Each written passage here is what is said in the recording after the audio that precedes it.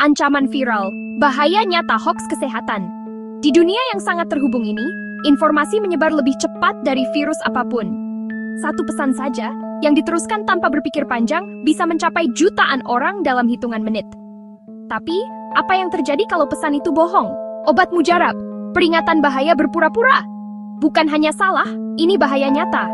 Pasien putus asa menjauh dari pengobatan medis yang terbukti. Mereka dibawa ke harapan palsu. Kondisi kesehatan seringkali memburuk. Kepanikan luas. Hilangnya kepercayaan publik pada tenaga kesehatan. Kekacauan saat ketenangan paling dibutuhkan. Taruhannya hidup dan mati. Liciknya hoaks memanfaatkan ketakutan dan keinginan solusi cepat. Janji obat alami sederhana untuk penyakit kompleks. Menyerang ilmu kedokteran dengan istilah pseudoscientific. Ajakan emosional yang kuat. Garis depan baru, mahasiswa keperawatan sebagai penjaga informasi. Mahasiswa keperawatan lebih dari sekadar pelajar. Mereka adalah pemimpin yang muncul dalam ekosistem kesehatan. Di era yang dibanjiri informasi, peran Anda melampaui ruang kelas dan bangsal klinis. Anda ditakdirkan untuk menjadi sosok yang dipercaya di komunitas Anda. Orang yang dituju oleh teman dan keluarga untuk pertanyaan kesehatan. Posisi kepercayaan yang unik ini datang dengan tanggung jawab etis yang mendalam. Anda bukan hanya seorang mahasiswa. Anda adalah penjaga kesehatan masyarakat yang baru lahir. Dan itu menjadikan Anda filter penting untuk banjir informasi dan disinformasi yang membanjiri kehidupan kita sehari-hari. Pelatihan Anda dalam praktik berbasis bukti, bukan hanya untuk ujian. Itu adalah alat untuk melindungi masyarakat. Tanggung jawab ini bukanlah sesuatu yang dimulai setelah lulus.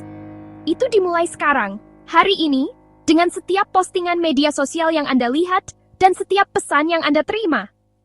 Ketika seorang kerabat bertanya apakah merebus daun tertentu dapat menyembuhkan diabetes, mereka bukan hanya berbasa-basi. Mereka mencari bimbingan dari seseorang yang mereka anggap berpengetahuan. Tanggapan Anda penting. Penolakan santai atau, lebih buruk lagi, mengangkat bahu yang tidak berkomitmen dapat diartikan sebagai persetujuan diam-diam. Sebaliknya, ini adalah kesempatan Anda untuk mempraktikkan komunikasi profesional, untuk dengan lembut membimbing mereka menuju sumber yang terverifikasi dan menjauh dari nasihat yang berpotensi berbahaya. Disinilah pendidikan Anda diuji paling cepat dan praktis. Berfungsi sebagai benteng melawan gelombang hoax. Kerangka etika keperawatan dibangun di atas prinsip-prinsip seperti beneficence, melakukan kebaikan, dan non-maleficence, tidak membahayakan. Di era digital, prinsip-prinsip ini memiliki aplikasi yang jelas. Berbagi informasi kesehatan yang belum diverifikasi, bahkan dengan niat baik, dapat menyebabkan kerugian signifikan.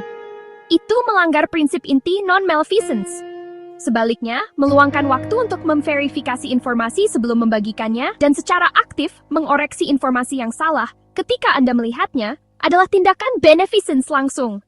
Ini adalah interpretasi modern dari tugas profesional kita.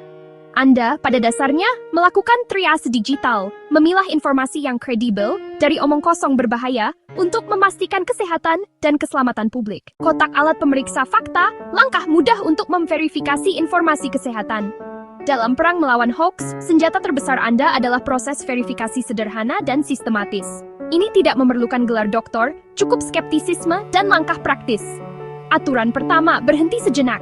Hoax memicu reaksi emosional, ketakutan, kemarahan, harapan. Reaksi ini mendorong Anda untuk langsung membagikannya. Tolak dorongan ini. Tarik napas, pakai pikiran kritis. Mantra, jika ragu, jangan bagikan. Tindakan sederhana ini memutus rantai penularan. Selanjutnya, periksa sumbernya. Tanyakan siapa di balik informasi ini. Organisasi Kesehatan Dunia, Kementerian Kesehatan Nasional, Pusat Medis Universitas yang terkenal, blog anonim, testimoni pribadi di forum, situs web yang menjual produk. Periksa URL, gov atau .edu, .com atau .net. Cari halaman tentang kami. Kredensial penulis tidak jelas adalah tanda bahaya. Sumber kredibel menampilkan info dan kredensial jelas. Langkah ketiga, konfirmasi, buka tab baru, dan cari klaim utama. Cari laporan dari beberapa outlet atau institusi kredibel. Jika obat kanker revolusioner ditemukan, itu akan jadi berita besar. Tidak ada bukti penguat, tindakan memverifikasi informasi lebih dari sekadar keterampilan teknis. Ini adalah tindakan etis yang mendalam, berakar kuat pada filosofi bangsa kita. Sila kedua Pancasila, kemanusiaan yang adil dan beradab, menyerukan kita untuk menjunjung tinggi martabat manusia. Apa yang lebih mendasar bagi martabat manusia daripada hak atas kesehatan dan kehidupan, bebas dari ancaman penipuan? Ketika kita memerangi hoaks kesehatan, kita tidak hanya mengoreksi kesalahan faktual, kita secara aktif berpartisipasi dalam penciptaan masyarakat yang lebih adil dan beradab. Kita melindungi yang rentan dari eksploitasi dan bahaya. Kemanusiaan yang adil menuntut kita memperlakukan orang lain dengan adil. Menyebarkan informasi yang belum diverifikasi yang menyebabkan keputusan kesehatan berbahaya adalah ketidakadilan. Itu merampas kemampuan mereka membuat pilihan tentang tubuh mereka sendiri. Kemanusiaan yang beradab menuntut kita bertindak dengan akal, empati, tanggung jawab.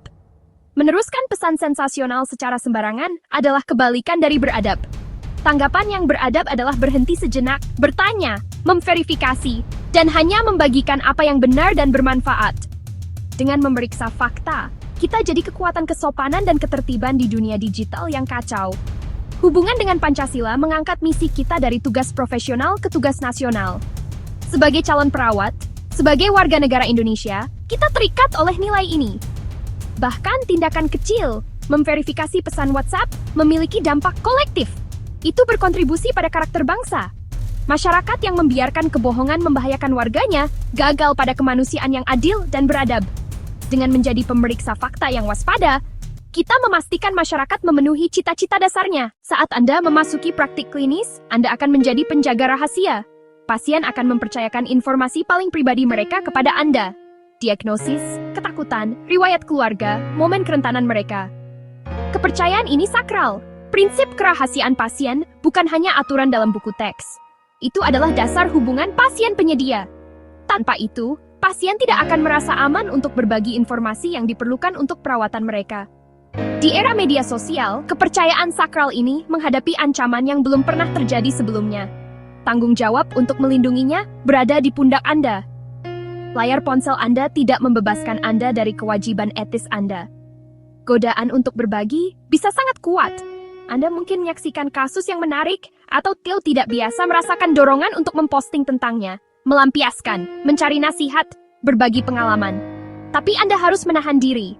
Media sosial adalah forum publik. Berbagi detail apapun yang berpotensi mengidentifikasi pasien, bahkan tanpa nama, adalah pelanggaran etika. Diagnosis langka, serangkaian keadaan tertentu, lokasi rumah sakit, deskripsi anggota keluarga. Aturan sederhana. Jangan membahas pasien atau kasus tertentu di platform publik. Perilaku kita di dunia digital bukan hanya masalah etika profesional ini, juga masalah kewajiban sipil. Konstitusi Indonesia memberikan setiap warga negara hak atas kebebasan berbicara, hak atas kebebasan berekspresi. Ini adalah landasan demokrasi kita. Namun, penting untuk dipahami bahwa hak ini tidak mutlak. Itu datang dengan tanggung jawab yang sesuai kewajiban untuk menggunakan kebebasan itu dengan cara yang tidak melanggar hak dan kesejahteraan orang lain. Menyebarkan hoaks kesehatan yang dapat menyebabkan kerugian atau kepanikan adalah penyalahgunaan kebebasan ini mengubah hak dasar menjadi alat untuk membahayakan publik. Paradigma baru, pendidikan kewarganegaraan atau PKN, bergerak melampaui menghafal pasal konstitusi. Ini menekankan pengembangan warga negara yang cerdas dan baik, sadar akan hak-haknya, berpikiran kritis, bertanggung jawab, secara aktif berkontribusi pada kebaikan bersama. Sebagai mahasiswa keperawatan, Anda berada dalam posisi yang sempurna untuk mewujudkan warga negara modern ini. Ketika Anda memverifikasi sepotong informasi sebelum membagikannya, Anda menjalankan tanggung jawab sipil Anda. Anda berkontribusi pada wacana publik yang lebih sehat dan lebih terinformasi.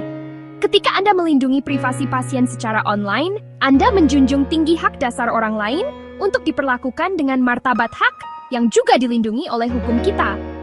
Tindakan-tindakan ini adalah aplikasi praktis dari prinsip-prinsip yang kita pelajari dalam PKN. Perilaku digital Anda adalah cerminan karakter Anda sebagai warga negara.